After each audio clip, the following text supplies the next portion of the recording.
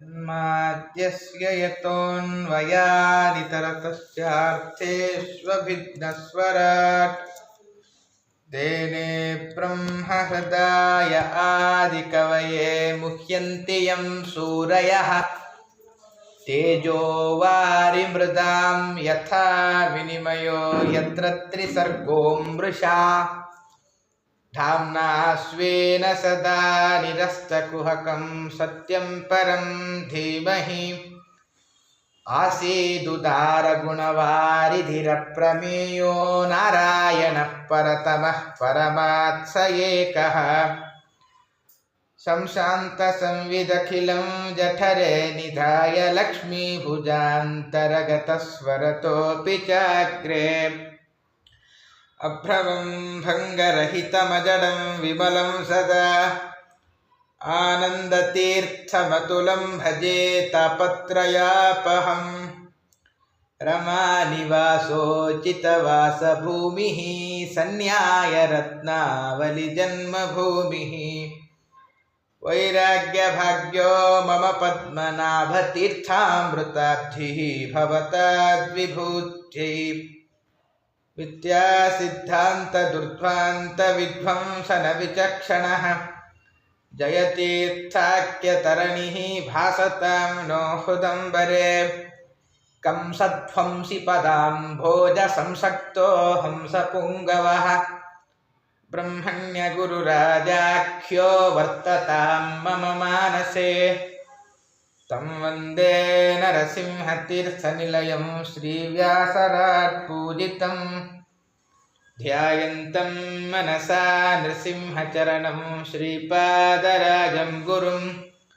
अञ्जनासूनुसादिध्यात् विजयेन विराजितम् अजितप्रीतिजनकं भजेऽहं विजयध्वजम् अर्थिकल्पितकल्पोऽयं प्रत्यर्थिगजकेसरी व्यासतीर्थगुरुर्भूयादस्मदिष्टार्थसिद्धये तपो विद्याविरक्त्यादिसद्गुणौघाकरानहं वादिराजगुरून् वन्दे हयग्रीवपदाश्रयान् प्रणमत्कामधेनुञ्च भजत्सुरतरूपमं श्रीभावबोधकृत्पादचिन्तामणिमुपास्महे मुकोऽपि यत्प्रसादेन मुकुन्दशयनायते राजराजायते रिक्तो राघवेन्द्रं तमाश्रये ब्रह्मचर्यहरिप्रीतिसुविद्यावादशालिनः इष्टदान् कष्टहर्त्रेऽह्नः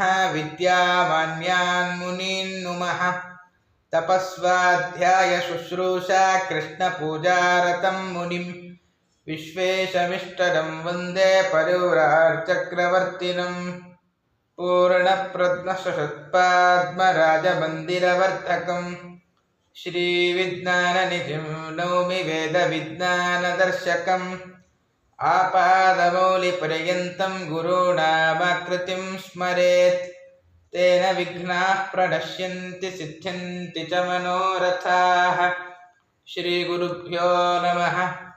अद्य कथानुवादे सति किञ्चित् पूर्वकथानुवादः। ನಿನ್ನೆಯ ದಿನ ದಶಮಸ್ಕಂಧದ ಸಮಾಪ್ತಿಯನ್ನು ನೋಡಿದ್ದೇವೆ.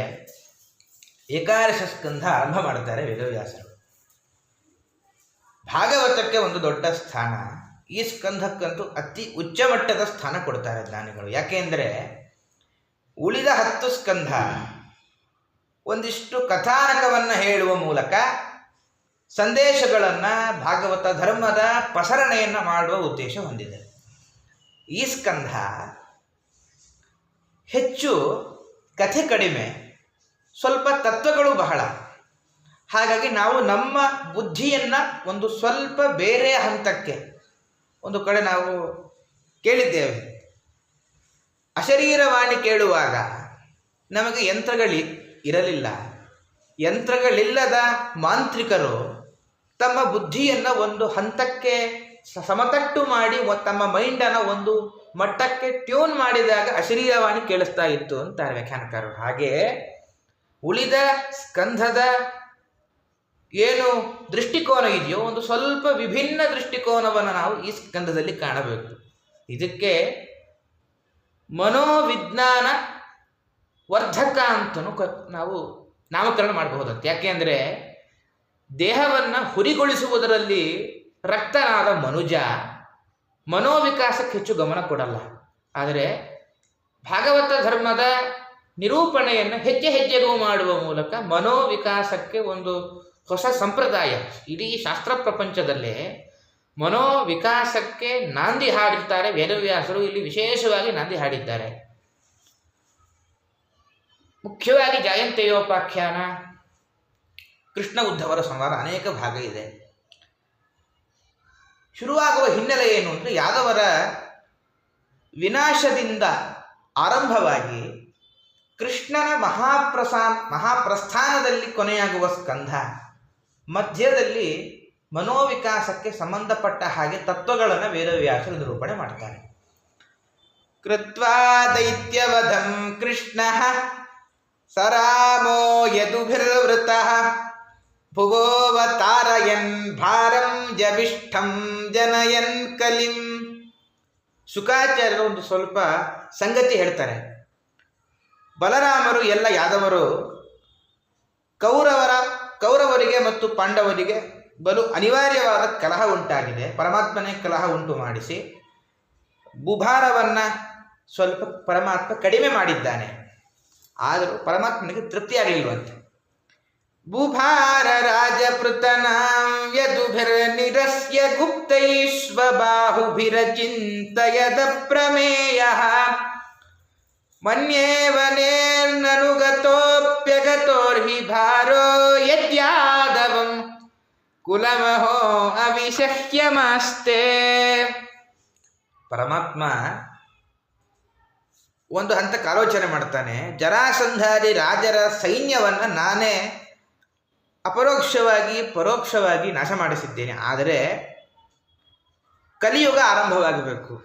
ಕಲಿಯುಗ ಆರಂಭವಾಗಬೇಕು ಅಂದರೆ ಯಾದವರ ಸಂಹಾರ ಆಗಬೇಕು. ಯದುಕುಲ ಭೂಮಿಯ ಮೇಲಿದೆ. ನೈವಾನ್ಯತಃ ಪರಿಭವೋಸ್ಯ ಭವೇತ್ ಕಥಂಚಿತ್ ಸ್ಮತ್ಸಂಶ್ರಯಸ್ಯ ವಿಭವೋನ್ನಹನಸ್ಯ ನಿತ್ಯಂ ಅಂತಃ ಕಲಿಂ ಯದುಕುಲಸ್ಯ ವಿಧಾಯ ವೇಣು ಸಂಘಸ್ಯ ವನ್ಹಿಮಿವ ಶಾಂತಿ ಮುಪೈಮಿ ಧಾಮ. ಅದರಿಂದ ಯಾದವ ಕುಲಕ್ಕೆ ತೊಂದರೆ ಉಂಟಾಗಬೇಕು ಅಂದರೆ ನನ್ನಿಂದ ಮಾತ್ರ ಸಾಧ್ಯ. ಆದ್ದರಿಂದ ಅಂತಃ ಕಲಿಂ ಸಂಘಸ್ಯ ವನ್ಹಿಮಿವ ಅಂತಾರೆ ವ್ಯಾಸರು. ಕಾಡಿನಲ್ಲಿ ಎಲ್ಲ ಬಿದಿರಿನ ಮೆಳೆಗಳು ತಮ್ಮೊಳಗಿನ ಸಂಘರ್ಷದಿಂದಲೇ ಬೆಂಕಿಯಿಂದ ಸುಟ್ಟು ಹೋಗುವ ಹಾಗೆ ಬಿದಿರಿನ ಮೆಳೆಗಳ ಹಾಗೆ ಪರಸ್ಪರ ಯಾದವರಲ್ಲೇ ತಾವೇ ಬೆಂಕಿ ಉಂಟಾಗಿ ಕಲಹವಾಗಿ ಇವರ ಅಂತ್ಯವಾಗಬೇಕು ಅಂತ, ಅದಾದ ಮೇಲೆ ನನ್ನ ಪರಂಧಾಮ ಅಂತ ಪರಮಾತ್ಮ ಒಂದು ನಿಶ್ಚಯ ಮಾಡಿಕೊಂಡಿದ್ದಾನೆ. ಏವಂ ವ್ಯವಸಿತೋ ರಾಜನ್ ಸತ್ಯ ಸಂಕಲ್ಪ ಈಶ್ವರಃ ಶಾಪವ್ಯಾಜೇನ ವಿಪ್ರಾಣಾಂ ಸಂಜಹ್ರೇ ಸ್ವಕುಲಂ ವಿಭು. ಪರಮಾತ್ಮ ಸತ್ಯ ಸಂಕಲ್ಪ ಮಾಡಿ ಆಗಿದೆ. ಒಂದು ಚಿಕ್ಕ ಮುನಿಶಾಪದ ನೆಪ ಇಡೀ ಕುಲವನ್ನು ನಾಶ ಮಾಡ್ತಾನೆ. ಮೊದಲ ಅಧ್ಯಾಯದಲ್ಲಿ ಸ್ವಂ ಪರಮೇಶ್ವರ ಅಂತ ನೇರವಾಗಿ ಕೃಷ್ಣ ತನ್ನ ಶರೀರದಿಂದಲೇ ಪರಂಧಾಮ ಗೈದ ಅಂತಾರೆ ಶುಕಾಚಾರ್ಯರು.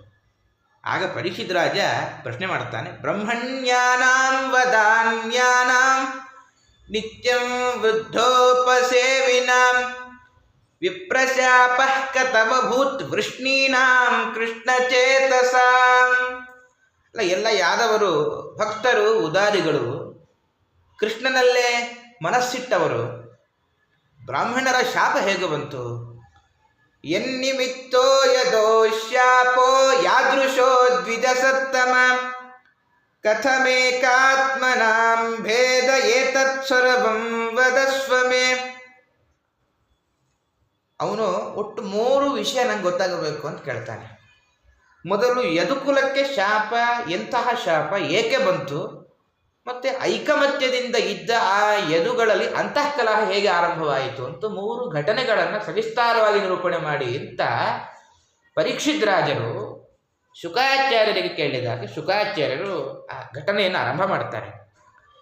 ಕರ್ಮಾಣಿ ಪುಣ್ಯ ನಿವಹಾನಿ ಸುಮಂಗಲಾನಿ ಗಾಯಜ್ಜಗತ್ಕಲಿಮಲಾಪಹರಾಣಿ ಕೃತ್ವಾ ಕಾಲಾತ್ಮನಾ ನಿವಸತಾ ಯದು ದೇವಗೇಹೇ ಪಿಂಡಾರಕಂ ಸಮಗಮನ್ ಮುನಯೋ ನಿಸೃಷ್ಟಾಃ.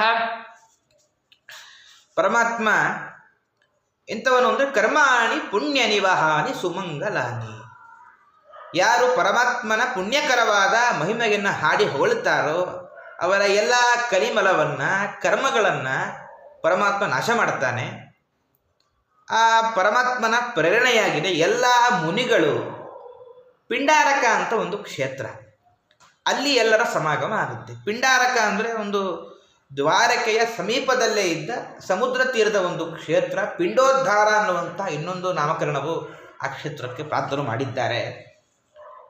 ವಿಶ್ವಾಮಿತ್ರೋಸಿತಃ ಕಣ್ವೋ ದುರ್ವಾಸಾ ಭೃಗುರಂಗಿರಾಃ ಕಶ್ಯಪೋ ವಾಮದೇವೋತ್ರಿಃ ವಸಿಷ್ಠೋ ನಾರದಾದಯಃ. ವಿಶ್ವಾಮಿತ್ರ, ಅಸಿತ, ಕಣ್ವಾದಿ ಋಷಿಗಳ ಜ್ಞಾನಿಗಳ ಸಂಗಮ ಆಗಿದೆ ಆ ಕ್ಷೇತ್ರದಲ್ಲಿ. ಅಲ್ಲೆಲ್ಲ ಯಾದವ ಕುಮಾರರಿದ್ದಾರೆ. ಅಲ್ಲಿ ಋಷಿಗಳ ಸಮಾಗಮ, ಯಾದವರ ಸಮಾಗಮ, ಯಾದವರ ವಿನಾಶಕ್ಕೆ ನಾಂದಿ ಹಾಡುವ ಘಟನೆ ಆರಂಭವಾಗತ್ತೆ ಅಲ್ಲಿಂದ. ಕ್ರೀಡಂತಸ್ತಾನು ಪೌರಜ್ಯ ಕುಮಾರ ಯದುನಂದನಾಃ ಉಪಸಂಗೃಶ್ಯ ಪಪ್ರಚ್ಛು ಅವಿನೀತಾವಿನೀತವತ್ ತೇ ವೇಷಯಿತ್ವಾ ಸ್ತ್ರೀವೇಷೈಃ ಸಾಂಬಂ ಜಾಂಬವತೀ ಸುತಂ ಏಷಾ ಪೃಚ್ಛತಿ ವೋ ವಿಪ್ರಾಃ ಅಂತರ್ವತ್ನ್ಯಸಿತೇ ಕ್ಷಣ. ಎಲ್ಲ ಯಾದವ ಕುಮಾರರು ಯಾವತ್ತೂ ಬ್ರಾಹ್ಮಣರಿಗೆ ಅಪಮಾನ ಮಾಡಿದವರಲ್ಲ. ಪರಮಾತ್ಮನ ಮೋಹಕ್ಕೆಲ್ಲರೂ ಸಿಲುಕಿದ್ದಾರೆ. ಅವತ್ತು ಸಾಂಬ ಗರ್ಭಿಣಿಯ ವೇಷ ತೊಡಿಸಿ ಮುನಿಗಳ ಬಳಿ ಕರೆತಂದು ವಿನೀತವತ್ತು ಅಂತ. ವಸ್ತುತಃ ಇವರಿಗೆ ಈ ಸಮಯದಲ್ಲಿ ವಿನಯವೇ ಇಲ್ಲ, ಆದರೂ ವಿನೀತರಂತೆ ನಟನೆ ಮಾಡಿ ಏಷಾ ಪೃಚ್ಛತಿ ವೋ ವಿಪ್ರಾಹ ಅಂತರ್ವತ್ ನ್ಯಸಿತೆ ಕ್ಷಣ. ಈ ಸುಂದರ ಗರ್ಭಿಣಿ ತಮ್ಮಲ್ಲಿ ಒಂದು ಪ್ರಾರ್ಥನೆ ಮಾಡಿ ಬಂದಿದ್ದಾಳೆ. ಪ್ರಷ್ಟುಂ ವಿಲಜ್ಜತಿ ಯುಷ್ಮಾನ್ ಪ್ರಭೃತ ಮೋಘದರ್ಶನಃ ಪ್ರಸೋಷ್ಯಂತಿ ಪುತ್ರ ಕಾಮ ಕಿಂ ಸ್ವಿತ್ ಸಂಜನಯಿಷ್ಯತಿ. ನೇರವಾಗಿ ನಿಮ್ಮನ್ನು ಕೇಳಲು ನಾಚುತ್ತಾ ಇದ್ದಾಳೆ. ಯಾಕೆ ಅಂದರೆ ಪ್ರಭೃತ ಅಮೋಘ ದರ್ಶನ, ಆದರೆ ನಿಮ್ಮ ದರ್ಶನ ಎಂದೂ ವ್ಯರ್ಥವಾಗೋದಿಲ್ಲ. ಈಕೆಗೆ ಸದ್ಯದಲ್ಲೇ ಮಗುವಾಗುತ್ತೆ. ಸದ್ಯದಲ್ಲೇ ಇವಳು ಹೇಳ್ತಾಳೆ ಯಾವ ಮಗು ಗಂಡ ಹೆಣ್ಣ ಅಂತ ನೀವು ವಿಚಾರ ಮಾಡಬೇಕು ಅಂತ ಅವರಿಗೆ ಎಲ್ಲ ತಮಾಷೆ ಮಾಡಿದ್ದಾರೆ. ಮಹಾ ಋಷಿಗಳ ಸಂಗಮ ಅಲ್ಲಿ ಆಗಿದೆ. ಏವಂ ಪ್ರಲಬ್ಧ ಮುನಯಸ್ತಾನೂಚುಃ ಕುಪಿತಾ ನೃಪ ಜನಯಿಷ್ಯತಿ ವೋ ಮಂದಾಹ ಮುಸಲಂ ಕುಲನಾಶನಂ. ಹೀಗೆ ವಂಚನೆ ಮಾಡಿದಾಗ ಮುನಿಗಳಿಗೆ ಎಲ್ಲ ಮುನಿಗಳು ಕುಪಿತರಾಗಿ ಒಡನೆ ಶಾಪ ನೀಡ್ತಾರೆ. ಮಂದಭಾಗ್ಯ ಅಂತ, ನಿಮ್ಮ ಕುಲನಾಶಕ್ಕೆ ಕಾರಣವಾಗುವ ಒಂದು ಒಳ್ಳೆಯ ಒನಕೆಯನ್ನು ಹೇರುತ್ತಾಳೆ ಅಂತ ಋಷಿಗಳು ಶಾಪ ಕೊಡ್ತಾರೆ. ವಸ್ತುತಃ ಯಾದವರಿಗೆ ಇದು ಸ್ವಾಭಾವಿಕ ಶಕ್ತಿ ಇಲ್ಲ, ಯಾಕಂದರೆ ಎಲ್ಲರೂ ದೇವಾಂಶ ಸಂಭೂತರು. ಆದರೆ ಪರಮಾತ್ಮನ ಮೋಹಕ ಶಕ್ತಿಯಿಂದ ಪ್ರೇರಿತರಾಗಿ ಈ ಅಕಾರ್ಯವನ್ನು ಮಾಡಿದ್ದಾರೆ ಎಲ್ಲ ಯಾದವರು. ತಚ್ಛ್ರುತ್ವಾ ತೇತಿ ಸಂತ್ರಸ್ತಾಃ ವಿಮುಚ್ಯ ಸಹಸೋದರಂ ಸಾಂಬಸ್ಯ ದದೃಶುಸ್ತಸ್ಮಿನ್ ಮುಸಲಂ ಖಲ್ವಯಸ್ವಯಂ. ಎಲ್ಲ ಕುಮಾರರಿಗೆ ಬಲು ಭೀತಿ. ಸಾಂಬನ ಹೊಟ್ಟೆಗೆ ಒಂದು ಬಟ್ಟೆ ಸುತ್ತಿದ್ದಾರೆ. ಬಟ್ಟೆ ಬಿಚ್ಚಿ ನೋಡುತ್ತಾರೆ, ನಿಜವಾಗಲೂ ಕೂಡ ಒಂದು ಕಬ್ಬಿಣದ ಒನಕೆ ಬಂದಿತ್ತು. ಹೇಗೆ ಬಂತು ಅಂದರೆ ಬಟ್ಟೆಯ ಗಂಟು ಏನಿತ್ತೋ, ಗರ್ಭಾಕಾರದಲ್ಲಿ ಏನು ಬಟ್ಟೆಯ ಗಂಟಿತ್ತೋ, ಮಹಾತ್ಮರ ಒಂದು ಶಾಪದ ಪ್ರಭಾವ ಗಂಟೆ ಒನಕೆಯಾಗಿ ಪರಿಣಾಮ ಹೊಂದಿದೆ.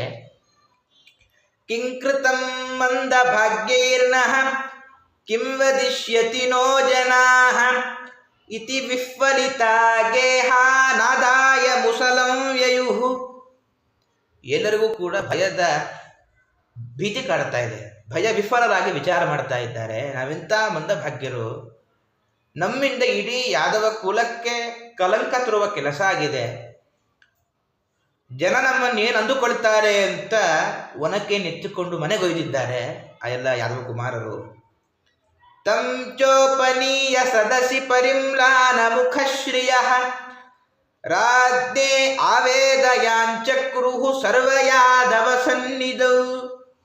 ರಾಜಸ್ಥಾನ ಸಭೆ ಸೇರಿದೆ, ಒನಕೆಯನ್ನು ಮುಂದಿಟ್ಟಿದ್ದಾರೆ, ಎಲ್ಲರ ಮುಖ ಕಪ್ಪಿಟ್ಟಿದೆ. ಯಾದವರ ಸಮ್ಮುಖದಲ್ಲಿ ರಾಜನಿಗೆ ಎಲ್ಲರೂ ವಿನಯಿಸ್ತಾರೆ. ಶ್ರುತ್ವಾ ಮೋಘಂ ವಿಪ್ರಶಾಪಂ ದೃಷ್ಟ್ವಾ ಚ ಮುಸಲಂ ನೃಪ. ಎಲ್ಲರಿಗೂ ಅಚ್ಚರಿಯಾಗಿದೆ, ಆಶ್ಚರ್ಯವಾಗಿದೆ. ತಂ ಚೂರ್ಣಗಿತ್ವಾ ಮುಸಲಂ ಯದುರಾಜಸ್ಸ ಆಹುಕಃ ಸಮುದ್ರ ಸಲಿಲೆ ಪ್ರಾಸ್ಯಲ್ಲೋಹಂ ಚಾಸ್ಯಾವಶೇಷಿತಂ. ಯಾದವರ ಅರಸ ಉಗ್ರಸೇನ ಒನಕೆ ಇದ್ದರೆ ಸಮಸ್ಯೆ ಅಂತ ವಿಚಾರ ಮಾಡಿ ತಂ ಚೂರ್ಣ ಇತ್ವ, ಒನಕೆಯನ್ನು ಪುಡಿ ಮಾಡಿಸಿ ಸಮುದ್ರ ಜಲದಲ್ಲಿ ಹಾಕಿಸ್ತಾನೆ. ಕೆಲವೊಂದು ಪುಡಿಯಾಗಡೆ ಇರುವ ಕೆಲವೊಂದು ಕಬ್ಬಿಣದ ಚೂರಿರುತ್ತೆ, ಆ ಚೂರನ್ನು ನೀರಲ್ಲಿ ಬಿಸಾಡುವಂತೆ ವ್ಯವಸ್ಥೆ ಮಾಡ್ತಾನೆ.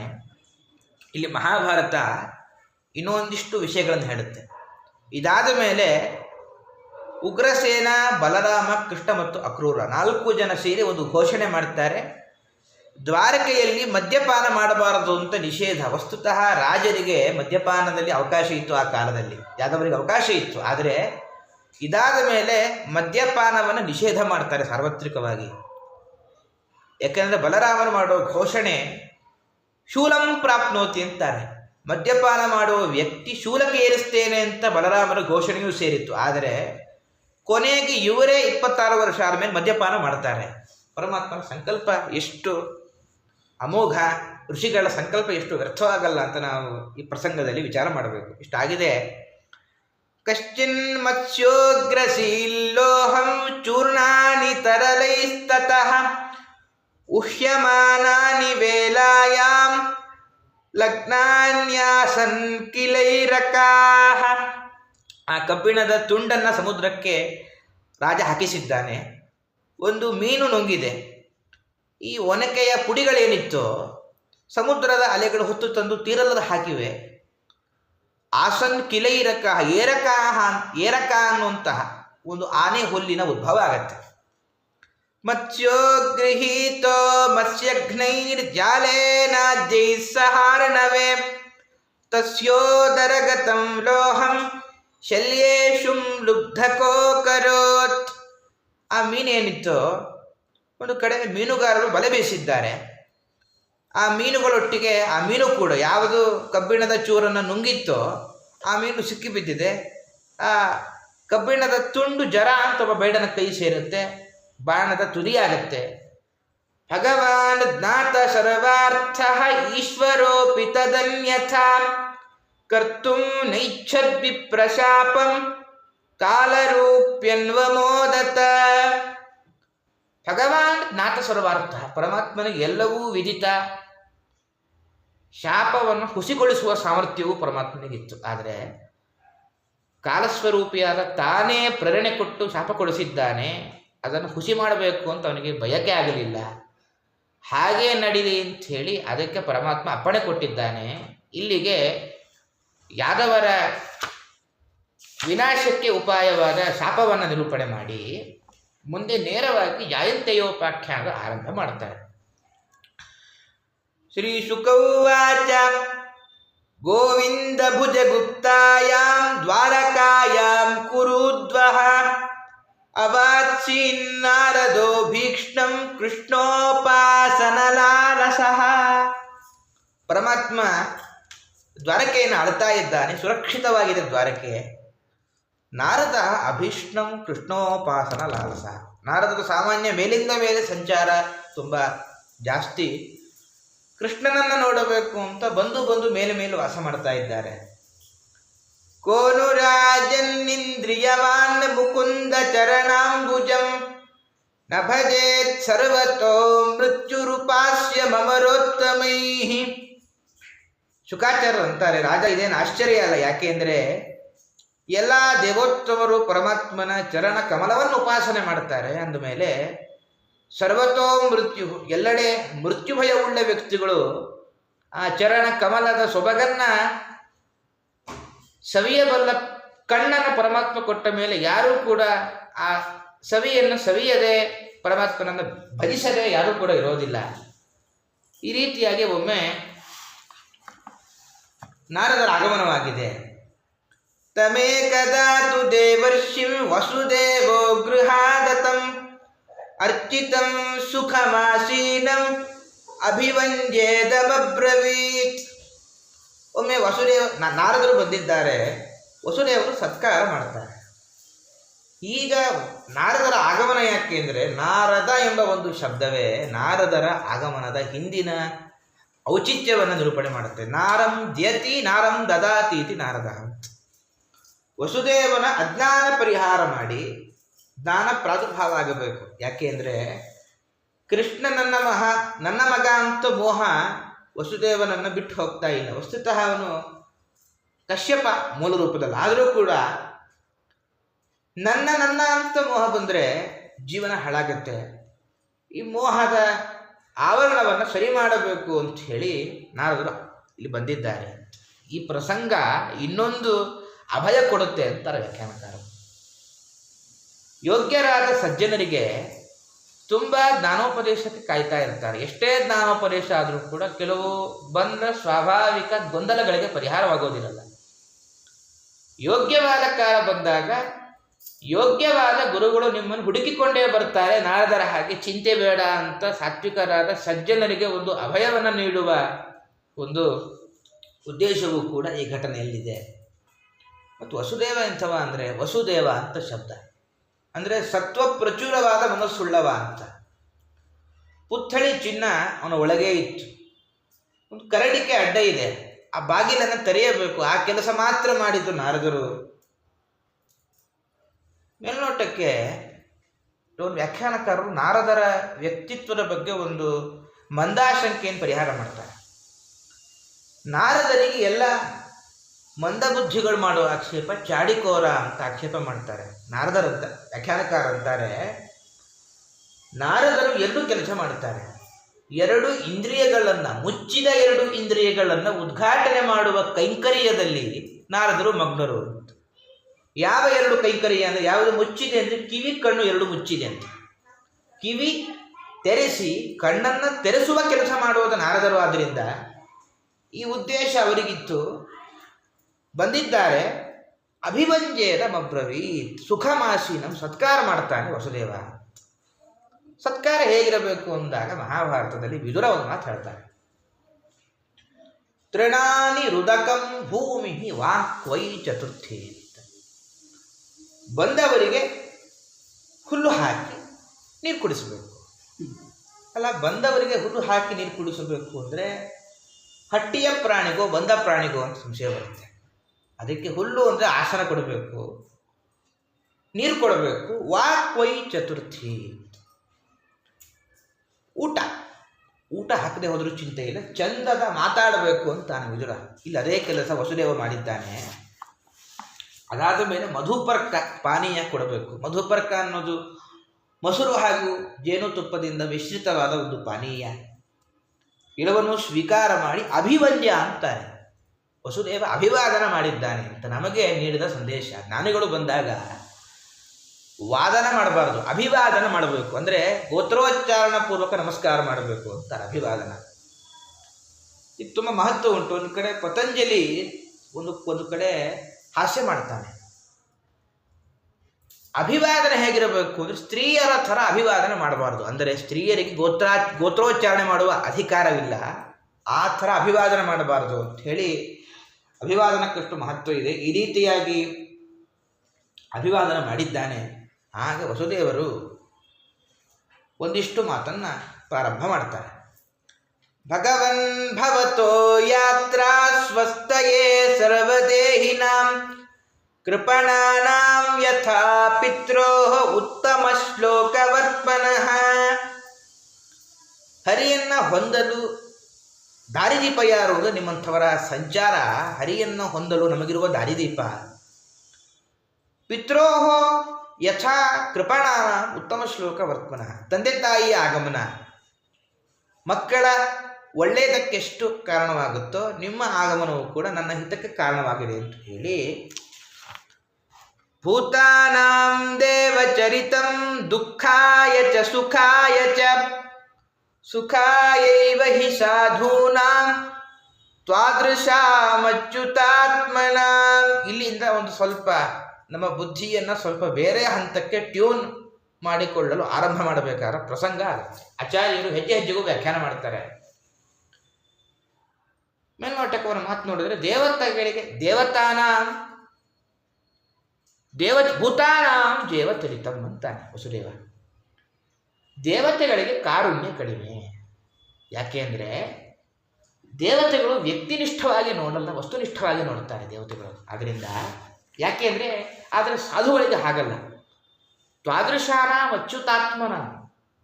ಸಾಧುಗಳು ಹೇಗಿದ್ದಾರೆ ಅಂದರೆ ಚ್ಯುತಿ ಇರದ ಪರಮಾತ್ಮನಲ್ಲೇ ಮನಸ್ಸನ್ನಿಟ್ಟಿದ್ದಾರೆ. ಅದರಿಂದಾಗಿ ದ್ವೇಷಿಗಳನ್ನು ನೋಡಿದರೂ ಕೂಡ ಇವರಿಗೆ ಪ್ರೀತಿ ಪಾತ್ರರು. ಯಾಕೆ ಅಂದರೆ ಎಲ್ಲ ಅಧಿಷ್ಠಾನದಲ್ಲಿ ಪರಮಾತ್ಮನನ್ನು ಕಾಣುವ ಋಷಿಗಳು ದ್ವೇಷಿಗಳನ್ನು ನೋಡಿದಾಗ ದ್ವೇಷದ ಜಾಗೃತಿಗೆ ಕಾರಣನಾದ ಪರಮಾತ್ಮನನ್ನು ಕಾಣ್ತಾರೆ. ದ್ವೇಷಿಗಳನ್ನು ನೋಡಿದಾಗಲೂ ಕ್ರೋಧ ಹುಟ್ಟೋದಿಲ್ಲ. ಇವರು ಕ್ಷಮಾಶೀಲರು. ಆದರೆ ದೇವತೆಗಳು ಹಾಗಲ್ಲ. ಯಾಕೆಂದರೆ ಸುಖಾಯೈವ ಹಿ ಸಾಧೂನಾಂ ದುಃಖಾಯತ ಸುಖಾಯತ ಅಂತಾರೆ. ನೀವೆಲ್ಲ ಏನೇ ತಪ್ಪು ಮಾಡಿದ್ರೂ ಕೂಡ ನೀವು ಕ್ಷಮೆ ನೀಡ್ತೀರ. ದೇವತೆಗಳ ಸ್ಥಿತಿ ಹಾಗಲ್ಲ. ಯಾಕೆ ಅಂದರೆ ಭಜಂತಿಯೇ ಯಥಾ ದೇವಾನ್ ದೇವಾ ಅಪಿ ತಥೈವ ತಾನ್ ಛಾಯೇವ ಕರ್ಮ ಸಚಿವಾ ಸಾಧವೋ ದೀನವತ್ಸಲಾಃ. ಯೇ ಯಥಾ ದೇವಾನ್ ಭಜಂತಿ ದೇವ ಅಪಿ ತಥೈವ ತಾನ್. ನಮ್ಮ ವ್ಯವಹಾರ ದೇವತೆಗಳೊಡನೆ ಹೇಗೋ ದೇವತೆಗಳ ಪ್ರತಿಕ್ರಿಯೆಯೂ ಹಾಗೇ ಇರುತ್ತೆ. ಇದನ್ನೇ ಕೃಷ್ಣ ಹೇಳಿದ್ದು ಪರಸ್ಪರಂ ಭಾವಯಂತಹ ಶ್ರೇಯ ಪರಮವಾಪ್ಸ್ಯಥ ಅಂತ ವೇದವ್ಯಾಸರು ಕೃಷ್ಣರೂಪರಿಂದ ಹೇಳಿದ್ದನ್ನು ಇಲ್ಲೇ ವಿಸ್ತಾರ ಮಾಡ್ತಾ ಇದ್ದಾರೆ. ಅದರಿಂದ ಛಾಯೇವ ಕರ್ಮ ಸಚಿವಾಹ ಅಂತ ಅವರು ಕರ್ಮದ ನೆರಳಂತೆ. ನೆರಳಿಗೆ ಪ್ರತ್ಯೇಕ ಅಸ್ತಿತ್ವ ಇಲ್ಲ. ಜನರ ಓಡಾಟಕ್ಕನುಸಾರವಾಗಿ ಅವರ ನೆರಳು ಚಲಿಸುತ್ತೆ. ಅವರು ಕರ್ಮದ ನೆರಳು. ನಾವೇನು ಕರ್ಮ ಮಾಡಿದ್ದೇವೋ ಕರ್ಮಕ್ಕೆ ಫಲ ದಾತೃಗಳಾಗಿ ಅವರ ನಿಯುಕ್ತಿ ಉಂಟು. ಆದ್ದರಿಂದ ನಮ್ಮ ಕರ್ಮಕ್ಕೆ ತಕ್ಕಂತೆ ಫಲ ಕೊಡ್ತಾರೆ. ಅವರಿಗೆ ಸ್ವಾತಂತ್ರ್ಯ ಇಲ್ಲ. ಸಾಧವೋ ದೀನವತ್ಸಲ. ಆದರೆ ನಿಮಗೆ ಆ ರೀತಿಯಾದ ಬಂಧನ ಇಲ್ಲ. ಆದ್ದರಿಂದ ನೀವು ಕಷ್ಟಕ್ಕೆ ಕರಗ್ತೀರಾ, ಕಷ್ಟಕ್ಕೆ ಸ್ಪಂದನೆ ಕೊಡ್ತೀರಾ, ದೇವತೆಗಳು ಕರಗಲ್ಲ ಅಂತ 2 ಶ್ಲೋಕದಲ್ಲಿ ವಸುದೇವ ಮಾತಾಡ್ತಾನೆ. ಹಾಗಾದರೆ ದೇವತೆಗಳಿಗಿಂತ ಋಷಿಗಳು ಶ್ರೇಷ್ಠರು ಅಂತ ಭಾವನೆ ಜಾಗೃತವಾಗಿರುತ್ತೆ ತಕ್ಷಣ. ಅದಕ್ಕೆ ಆಚಾರ್ಯರು ನಿರ್ಣಯ ಮಾಡ್ತಾರೆ, ಇದು ನಮ್ಮ ದೌರ್ಬಲ್ಯ. ಯಾಕೆಂದರೆ ನಮಗೆ ಯಾವುದು ದೌರ್ಬಲ್ಯವೋ, ಯಾಕೆ ನಾವು ತಪ್ಪು ಮಾಡಿದಾಗ ತಪ್ಪಿಗೆ ಶಿಕ್ಷೆ ಕೊಡಬೇಕು. ಆದರೆ ಇದು ನಮ್ಮ ದೌರ್ಬಲ್ಯ. ತಪ್ಪಿಗೆ ಯಾರು ಕ್ಷಮೆ ನೀಡುತ್ತಾರೋ ಅವರನ್ನು, ಯಾಕಂದರೆ ವಸುದೇವನು ತಪ್ಪು ಮಾಡಿದ್ದಾನೆ, ಆದ್ದರಿಂದ ಅವನಿಗೆ ಈಗ ಕ್ಷಮೆ ನೀಡೋರು ಅತ್ಯಂತ ಪ್ರಿಯರು. ತಾನು ಉಪಾಸನೆಯಲ್ಲಿ ವಸುದೇವ ಪರಮಾತ್ಮನನ್ನು ತನ್ನ ಮಗ ಅಂತ ಮೋಹದಿಂದ ನೋಡಿ ತಪ್ಪು ಮಾಡಿದ್ದಾನೆ. ಆದ್ದರಿಂದ ಯಾರು ತಪ್ಪಿತಸ್ಥನೋ ಅವನ ದೌರ್ಬಲ್ಯವನ್ನಿಟ್ಟುಕೊಂಡಾಗ ದೇವತೆಗಳು ದುರ್ಬಲರು ಅಂತ ಅನಿಸುತ್ತೆ, ದೇವತೆಗಳು ಪ್ರಬಲರೇ. ಯಾಕೆ ಅಂದರೆ ಆಚಾರ್ಯರು ವ್ಯವಸ್ಥೆ ಮಾಡ್ತಾರೆ, ತಂದೆ ತಾಯಿ ಹಾಗೆ ದೇವತೆಗಳು ಅಂತ. ಯಾಕಂದರೆ ತಂದೆ ತಾಯಿಯಂದರು ತಪ್ಪು ಮಾಡುವಾಗ ಗದರುತ್ತಾರೆ. ಆ ಗದರಿಕೆಯ ಹಿಂದಿನ ಉದ್ದೇಶ ಒಳ್ಳೆಯದೇ, ಆ ಸ್ಥಾನದಲ್ಲಿದ್ದಾರೆ. ಆದ್ದರಿಂದ ಅಪರಾಧಿಗಳ ದೃಷ್ಟಿಯಲ್ಲಿ ವಸುದೇವ ಮಾತಾಡಿದ್ದು ಇದನ್ನು ಯಥಾವತ್ತಾಗಿ ನಾವು ಇಟ್ಟುಕೊಳ್ಳಬಾರದು ಅಂತ ಆಚಾರ್ಯರು ದೇವತೆಗಳ ಬಗ್ಗೆ ಬರಬಹುದಾದ ತಪ್ಪು ಕಲ್ಪನೆಯನ್ನು ನಿವಾರಣೆ ಮಾಡ್ತಾರೆ. ಇನ್ನೂ ಅವನು ಕೇಳ್ತಾನೆ, ಬ್ರಹ್ಮನ್ ತಥಾಪಿ ಪೃಚ್ಛಾಮೋ ಧರ್ಮಾನ್ ಭಾಗವತಾಂಸ್ತವ ಯಾನ್ ಶ್ರುತ್ವಾ ಶ್ರದ್ಧಯಾ ಮರ್ತ್ಯೋ ಮುಚ್ಯತೆ ಸರ್ವತೋ ಭಯಾತ್. ಬ್ರಹ್ಮನ್ ತಥಾಪಿ ಪೃಚ್ಛಾಮಃ. ನಾನು ನಿಮ್ಮ ಹತ್ರ ಹೇಳಿ ಅಂತ ಕೇಳಬೇಕಾಗಿಲ್ಲ. ಯಾಕೆಂದರೆ ನೀವು ಬಂದ ಉದ್ದೇಶವೇ ಜ್ಞಾನೋಪದೇಶ. ಆದರೂ ಧರ್ಮಾನ್ ಭಾಗವತಾಂಸ್ತವ, ನನಗೆಲ್ಲ ಧರ್ಮಗಳು ಗೊತ್ತುಂಟು. ಯಾನು ಶ್ರುತ್ವ, ಇನ್ನೂ ಸ್ವಲ್ಪ ನಿಮ್ಮ ವಾಣಿಯಿಂದ ಧರ್ಮದ ಜ್ಞಾನ ಇನ್ನೂ ನನಗೆ ಎಲ್ಲ ಭಾಗವತ ಧರ್ಮ ನವಿರಾಗಿ ಕಾಣಿಸುತ್ತೆ ನಿಮ್ಮ ಒಂದು ಮಾತಿನ ಓಘದಿಂದ. ಆದ್ದರಿಂದ ಭಾಗವತರ ಭಾಗವತ ಧರ್ಮ ಮತ್ತು ಭಾಗವತರ ರೀತಿ ರಿವಾಜನ್ನು ಹೇಳಿ ಅಂತ ವಸುದೇವ ಪ್ರಶ್ನೆ ಮಾಡ್ತಾನೆ. ಯಾನ್ ಶ್ರುತ್ವಾ ಶ್ರದ್ಧೆಯ ಮರ್ತ್ಯ. ಒಂದೊಂದು ಶಬ್ದದಲ್ಲೂ ಅನೇಕ ಅಂಶಗಳಿದೆ. ಮರ್ತ್ಯ ಅಂತ ಕರೀತಾನೆ ವಸುದೇವ. ನಾವು ಯಾರಂದ್ರೆ ಮರ್ತ್ಯರು ಅಂತ, ಯಾಕಂದರೆ ನಮ್ಮ ಹುಟ್ಟೆ ಮರಣಾರ್ಥಮೇವ ಜನ್ಮ ಅಂತಾರೆ. ಮರ್ತ್ಯ ಅಂದರೆ ನಮ್ಮ ಹುಟ್ಟಾಗಿದ್ದೇ ಖಾಯಂ ಆಗಿ ಭೂಲೋಕದಲ್ಲಿ ಇರಲಿಕ್ಕಲ್ಲ, ಮರಣಕ್ಕೋಸ್ಕರವೇ ನಮ್ಮ ಜನ್ಮವಾಗಿದೆ.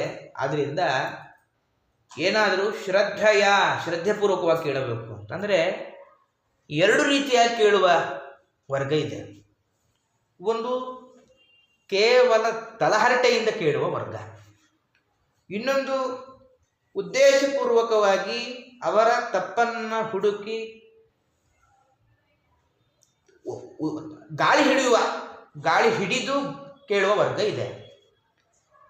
ಅವನು ಹೇಳುತ್ತಾನೆ, ಶ್ರದ್ಧೆಯ ತಸ್ಯೈತೆ ಕಥಿತ ವ್ಯರ್ಥ ಪ್ರಕಾಶಂತೆ ಮಹಾತ್ಮನಾಮ್ ಅಂತ ಕೃಷ್ಣ ಶ್ರದ್ಧಾಪೂರ್ವಕವಾಗಿ ಕೇಳಿದಾಗ ನಿಮ್ಮ ಯೋಗ್ಯ ಗುರುಗಳಿಗೆ ಅಭಿಪ್ರೇತವಾದ ಅರ್ಥದ ಅರಿಕೆ ನಿಮಗಾಗತ್ತೆ, ಅಪ್ರಕಾಶಿತವಾದ ಅರ್ಥದ ಸ್ಫುರಣೆಯೂ ಆಗುತ್ತೆ. ಹಾಗಾಗಿ ಕೇಳುಗ ಹೇಗಿರಬೇಕು ಅಂತ ವಸುದೇವ ಮಾತಾಡಿ, ಆದ್ದರಿಂದಾಗಿ ಮುಚ್ಯತೆ ಸರ್ವತೋ ಭಯ, ಎಲ್ಲ ಭಯಗಳಿಂದ ದೂರವಾಗ್ತಾನೆ. ಅಲ್ಲ, ಏನು ಭಯ ಅಂದರೆ ವಸುದೇವನ ಮಾತಿನಲ್ಲಿ ದೊಡ್ಡ ಆಂತರ್ಯ ಇದೆ. ಬದುಕೇ ಭಯ. ಯಾಕೆಂದರೆ ಮೊದಲು ಹುಟ್ಟುವ ಭಯ, ಹುಟ್ಟಿದ ಮೇಲೆ ಮೃತಿಯ ಭಯ, ಜನಿಮೃತಿಗಳ ನಡುವೆ ಬಟ್ಟೆ ಭಯ,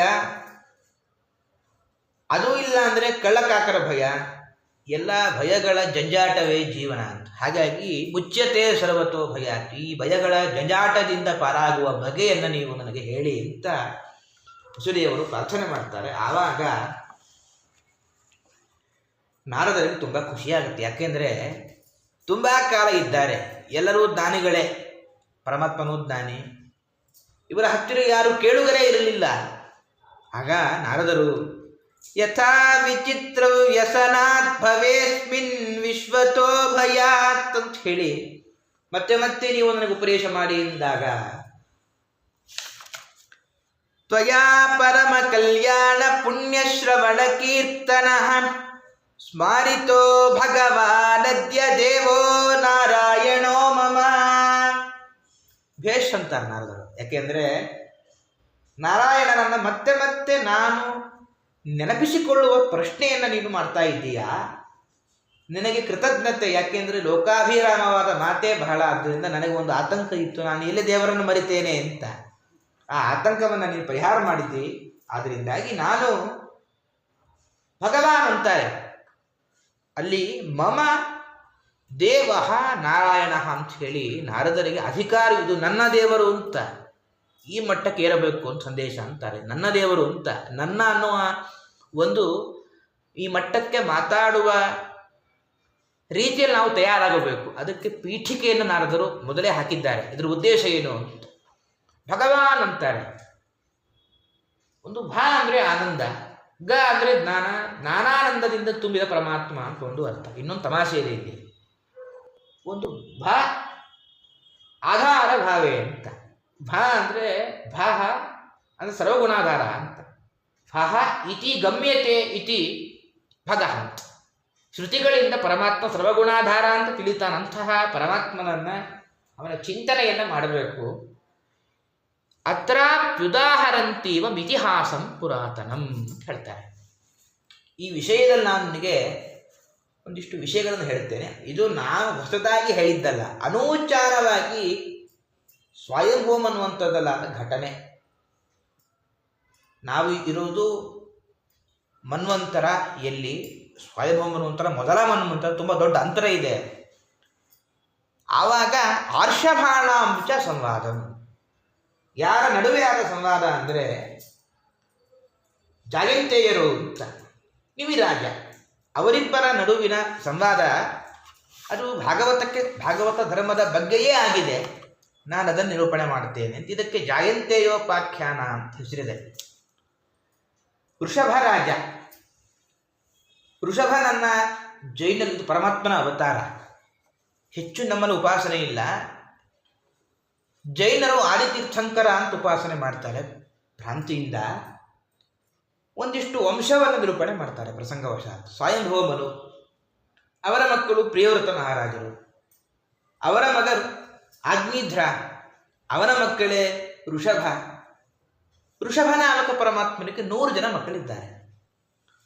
ಭರತ ದೊಡ್ಡವ, ಅವನ ನಾಮವೇ ನಮ್ಮ ಭಾರತಕ್ಕೆ ಬಂದದ್ದು. ಆದ್ದರಿಂದ ಅವನ ಗರಿಮೆ ಅರ್ಥ ಮಾಡಿಕೊಡಬೇಕು. ಒಬ್ಬನ ನಾಮ ಒಂದು ದೇಶಕ್ಕೆ ಬರುವಾಗ ಅವನ ಹಿರಿಮೆ ಗರಿಮೆ ನಾವು ಅದರಲ್ಲಿ ನೋಡಬಹುದು. ಅವನ 9 ಜನ ತಮ್ಮಂದರು 9 ಖಂಡಗಳಿಗೆ ರಾಜರಾಗ್ತಾರೆ. ಅವರಿಗೆ ನವಖಂಡಾಧಿಪತಯ ಹೆಸರು ಬಿರುದು ಬಂದಿದೆ. ಇನ್ನು 18 ಮಂದಿ ಏನು ಮಾಡ್ತಾರೆ ಅಂದರೆ ಈ ಕ್ಷಾತ್ರಿಯ ಧರ್ಮ ಪರಿತ್ಯಾಗ ಮಾಡಿ ಪುರೋಹಿತರಾಗಿ ತಮ್ಮ ಜೀವನ ಸಾಗಿಸ್ತಾರೆ. ಇನ್ನು ಉಳಿಯುವ 9 ಮಂದಿ ಊರ್ಧ್ವರೇತಸ್ಕರಾಗಿ ಸನ್ಯಾಸಿಗಳಾಗಿ ಯತಿಗಳಾಗಿ ಸಂಚಾರ ಮಾಡ್ತಾ ಇರ್ತಾರೆ. ಅವರಿಗೂ ಮತ್ತು ನಿಮಿರಾಜನಿಗೂ ಆದ ಸಂವಾದ. ಸರಿ, ಈ ನಿಮಿರಾಜನ ಜನ್ಮ ಹೇಗೆ ಅಂದರೆ ಬ್ರಹ್ಮನಿಂದ ಸಪ್ತರ್ಷಿಗಳ ಜನ್ಮ. ಮರೀಚಿಗಳು ಬ್ರಹ್ಮರ ಮಾನಸಪುತ್ರರು, ಅವರ ಮಗ ಕಶ್ಯಪರು, ಅವರ ಮಗ ವಿವಸ್ವಾನ್, ಅವನ ಮಗ ಶ್ರಾದ್ದದೇವ ವೈವಸ್ವತಮನು. ಅವನಿಗೆ 10 ಜನ ಮಕ್ಕಳಿರ್ತಾರೆ. ಅಲ್ಲಿ ಇಕ್ಷ್ವಾಕುವಿನಿಂದ ಸೂರ್ಯವಂಶ ವಿಸ್ತಾರವಾಗುತ್ತೆ. ಅಲ್ಲಿ ವಿಕುಕ್ಷಿ ಮತ್ತು ನಿಮಿ ಇವರಿಬ್ಬರಿಂದ ಜನಕ ವಂಶ ಹಾಗೂ ದಶರಥನ ವಂಶ ವಿಸ್ತಾರವಾದದ್ದು.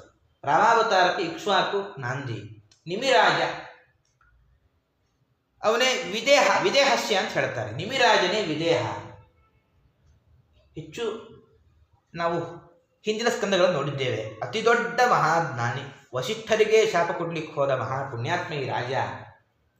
ವಸಿಷ್ಠರ ಶಾಪದಿಂದ ದೇಹ ಬಿದ್ದು ಹೋಗಿದೆ. ನಾವು ಬಿದ್ದು ಹೋದ ದೇಹ ಬೇಕು ಬೇಕು ಅಂತ ಬಯಸ್ತೇವೆ. ಈ ರಾಜ ದೇಹವನ್ನೇ ಬಯಸಲಿಲ್ಲ, ಉತ್ತರಾಧಿಕಾರಿಗಳು ಬೇಕಾಗಿದ್ದೆ. ಆಗ ಎಲ್ಲ ಜ್ಞಾನಿಗಳು ಮೃತದೇಹವನ್ನು ಮಥನ ಮಾಡ್ತಾರೆ. ಆ ಮಥನದಿಂದ ಹುಟ್ಟಿದ ರಾಜನೇ ಮಿಥಿಲ ಜನಕ ಎಂಬ ನಾಮ. ಆ ನಿವಿರಾಜ ಅವನಿಗೂ ಇವರಿಗಾದ ಸಂವಾದ ಅಂತಿಷ್ಟು ಹಿನ್ನೆಲೆಯನ್ನು ನಿರೂಪಣೆ ಮಾಡಿ ಆ 9 ಜನರು ಯಾರು ಅಂತಂದರೆ ಕವಿರ್ಹರಿರಂತರಿಕ್ಷ ಪ್ರಬುದ್ಧ ಪಿಪ್ಪಲಾಯನ ಆವಿರ್ಹೋತ್ರೋಥ ದ್ರುಮಿಲ ಚಮಸಃ ಕರಭಾಜನ. ಕವಿ, ಅಂತರಿಕ್ಷ, ಪ್ರಬುದ್ಧ, ಪಿಪ್ಪಲಾಯನ, ಆವಿರ್ಹೋತ್ರ, ದ್ರುಮಿಲ, ಚಮಸ, ಕರಭಾಜನ ಅಂತ ಅಷ್ಟೂ ನಾಮಗಳಿದೆ.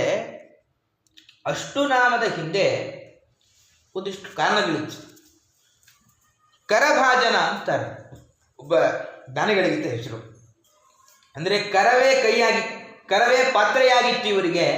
ಅದರಿಂದ ಇವರಿಗೆ ಭೋಜನ ಬರೀ ಒಂದು ಅವರ್ಜನೆಯ ಸಂಗತಿಯಾಗಿತ್ತು ಹೊರತು ಭೋಜನವೇ ಒಂದು ಹಬ್ಬ ಆಗಿರಲಿಲ್ಲ. ನಾವು ಹೇಗಿರಬೇಕು ಅಂತ ತಿಳಿಸುವ ನಾಮ ಇದು. ಕವಿ, ಹರಿ, ಅಂತರಿಕ್ಷ. ಕವಿ ಶಬ್ದಕ್ಕೆ ಪ್ರಸಂಗವಶಾತ್ ಮುಂದನೇ ವ್ಯಾಖ್ಯಾನಕ್ಕೆ ನಿರೂಪಣೆ ಮಾಡ್ತಾರೆ.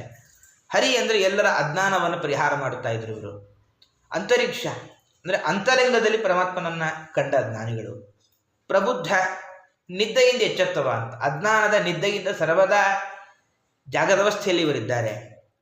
ಇನ್ನೊಂದು ಪಿಪ್ಪಲಾಯನ, ಈ ಜ್ಞಾನಾದಿ ಗುಣಗಳುಳ್ಳವರು.